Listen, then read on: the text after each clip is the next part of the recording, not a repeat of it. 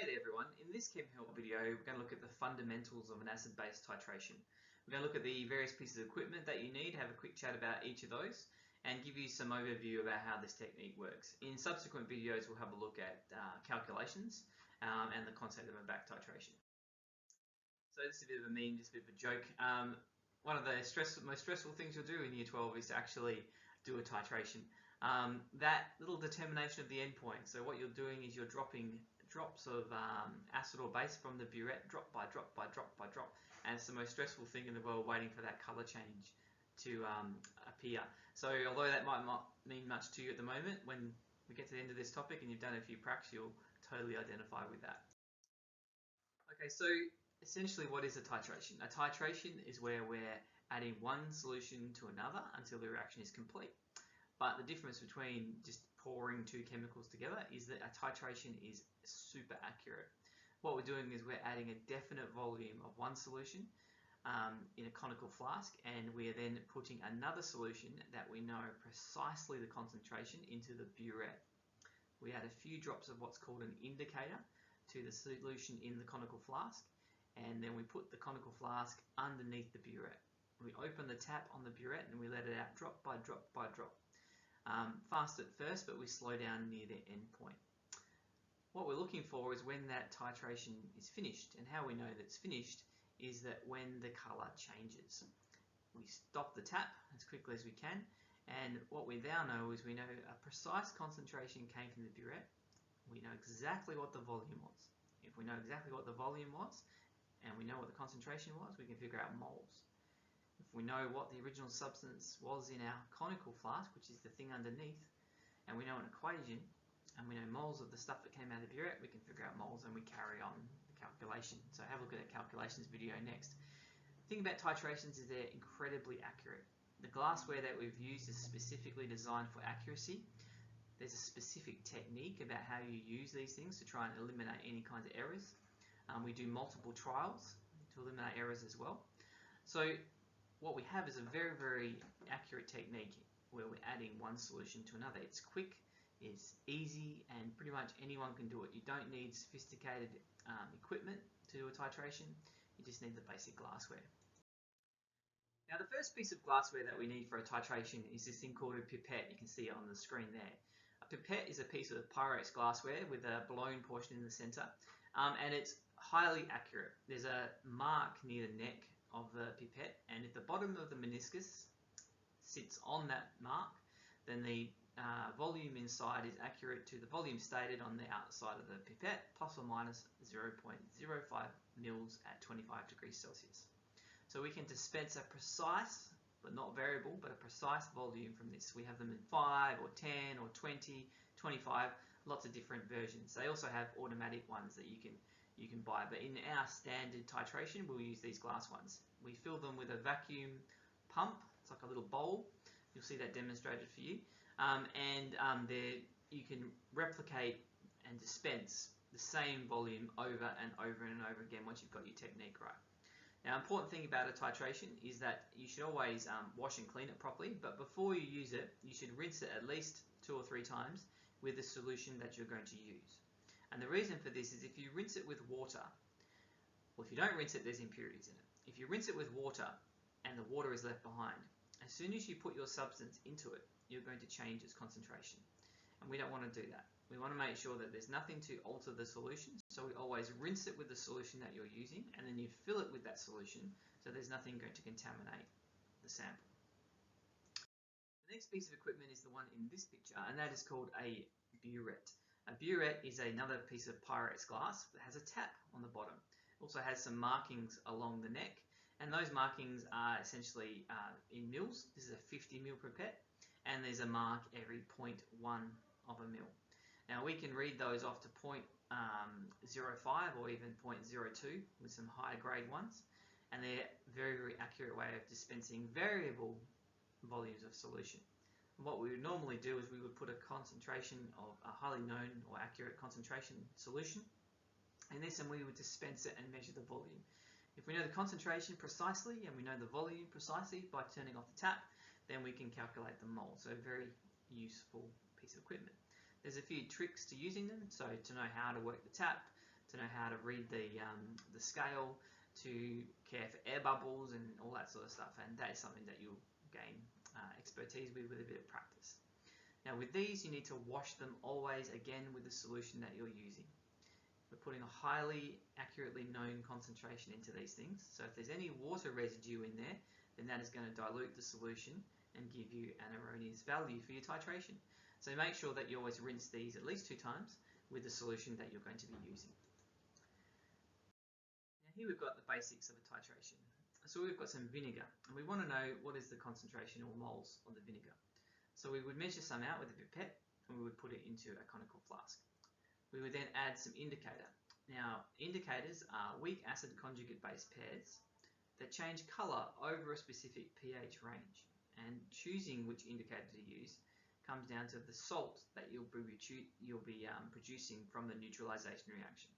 So if you've done a hydrolysis of salts, that'll give you a bit of an idea whether you would choose an indicator that's neutral, or one that's acidic, or one that's basic. Now in this case, we're using vinegar. Now vinegar, or ethanoic acid, produces ethanoate ions. Now ethanoate ions will make the solution slightly basic at endpoint or equivalence point. So we need to use something like phenolphthalein.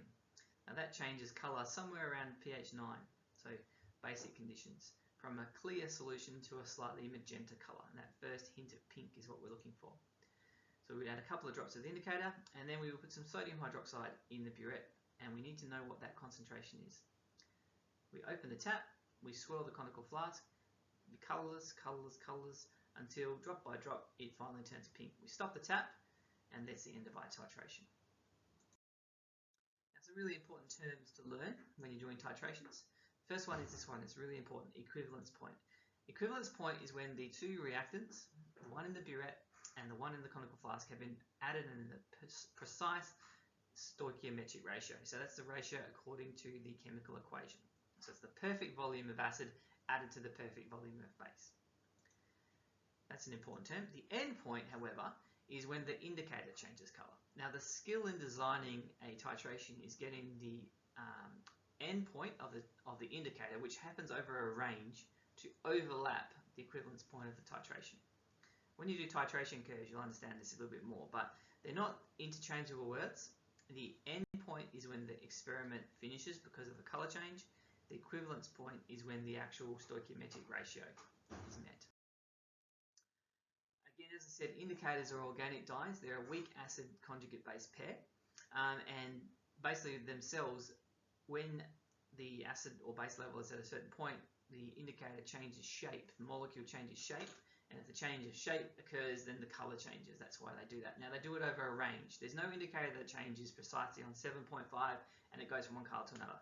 They're more likely to change over a range, so let's say 3 to 5 or 6 to 8, and they change over a range. Now we need to pick one again that overlaps the equivalence point of the titration. Now here is a number of different indicators that are out there. The most important ones from our perspective from the Year 12 course are methyl orange and phenolphthalein. Litmus used to be used as an indicator a lot, but the problem with litmus is it really has 3 colours. It's got red in acid, purpley blue in base, but it does have like a violet colour around neutral, and that's not great. We can't use universal indicator as a titration because trying to pick a colour in a rainbow for an endpoint is quite difficult. What we want is an indicator that changes quite dramatically in colour when the endpoint is reached. So as I said, the most important ones are methyl orange, bromothiamyl blue you can use, that's a good one for neutral instead of litmus, and phenolphthalein. Where the salt produced in the neutralization reaction is acidic, we would use methyl orange. Where it's neutral, we would use bromothiamyl blue, and where it is basic, we would use phenolphthalein. In practice, really, you could use either methyl orange or phenolphthalein, and they both work pretty well. As I said before, to determine which indicator you use, you really need to look at the salt. Okay, so let's have a look at which indicator choice we should make. So if we have a strong acid versus a strong base, this is what we might get. Hydrochloric acid and sodium hydroxide forms the salt, sodium chloride, and water. So it's a neutralization reaction, so the pH should be 7. But what does the salt do? So we look at the salt. Salt is sodium chloride, which is obviously made up of sodium and chloride ions, and we have a look at each of those ions. Now we know that sodium ions come from sodium hydroxide. They will not reform because strong bases do not reform, so it does not affect water. The chloride ion, which comes from the acid, will also not reform because strong acids don't reform. It will not affect the auto-ionization of water. So as neither ion from the salt affects anything, we have a neutral endpoint, and we can use something like bromothymol blue as an indicator. Now this thing here is a titration curve. What it does is it shows us how the pH changes across the course of the titration. And this would be recorded with a data logger and a pH probe.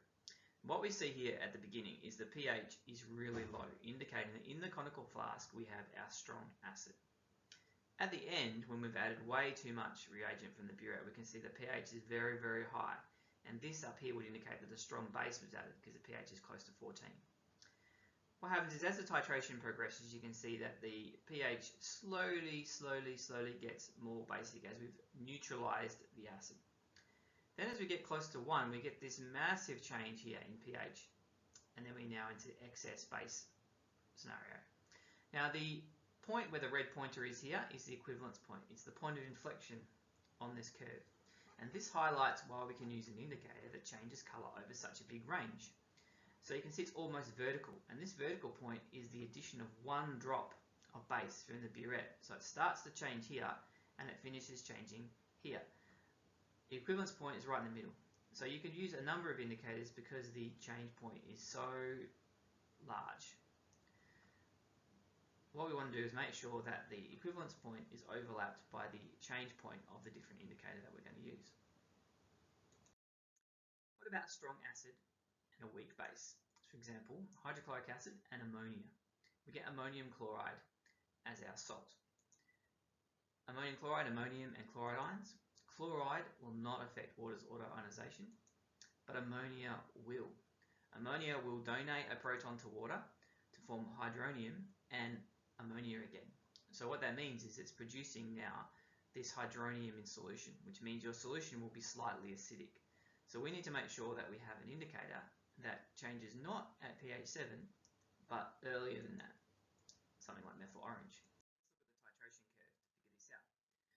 Okay, so what we've got again is we have our low pH at the start, and our endpoint, equivalence point, is this point of inflection, so it's lower. So pH 7 on the last one would be right up here. This is lower, and the reason it's lower is because the salt is making the solution slightly acidic. Up here we've got our excess point, and our excess point is a lot less than 14, and that tells us again that there's a weak base being added. So we want an indicator that changes between, say, pH 4 and pH 6, because there's our equivalence point right there. So if we had an indicator that changed at the wrong point, we would be in a lot of trouble. And that will become more apparent when we look at our next type of titration. A weak acid strong base example. Ethanoic acid and sodium hydroxide makes sodium ethanoate and water. Let's look at the ions in the salt, sodium and ethanoate. Sodium will not affect water at all. It's got no affinity for hydroxide. It won't affect water's auto-ionization, but the ethanoate ion certainly will. The ethanoate ion will act as a base and accept the proton from water to form the original unionized acid and hydroxide ion. So the solution will become basic at the neutralization. So we need to use phenolphthalein. Now this graph will show you the problem. We can see that the pH is not as low as before. That would indicate a weak acid. We can also tell a weak acid was added because of this strange curve that we've got, which you didn't see in the other one, and that's called a buffering region. So if you've done buffers, you know a bit about that. Then we've got the rapid change, and then we go into a really high pH at the end. But what you notice here is that the equivalence point is higher than 7. Now if we'd use methyl orange, like in the previous titration, the titration happens between here and here would be the change point. So what would happen is if we used that indicator for this scenario, we would not get the right change point because it would start changing here on the curve and finish changing here on the curve. So methyl orange would change too early. Because the solution is basic, we need to use phenolphthalein, which changes at the right point. acids, weak base scenario is very interesting. So for example, ethanoic acid and ammonia, we get ammonium ethanoate. Now both of these ions will interfere with water's autoionization. You can see in those two equations. Now in this case, coincidentally, they're both equal, so the pH will be about 7. But because they're both interfering, it really mucks up the titration, and we do not get a steep change point in terms of the titration, so you can't titrate a weak acid, weak base, because you do not get that rapid change in pH over just one drop. So we can't tell which one's going to interfere the most. Here you go, here's the graph. You can see here we would have had in the conical flask, we would have had the base and the acid, but you can see here this really pronounced curve. We do not have a change over one drop. We've got a really gradual change, so it'll change over a number of drops, which is not good for a titration because we want to stop it on a precise point.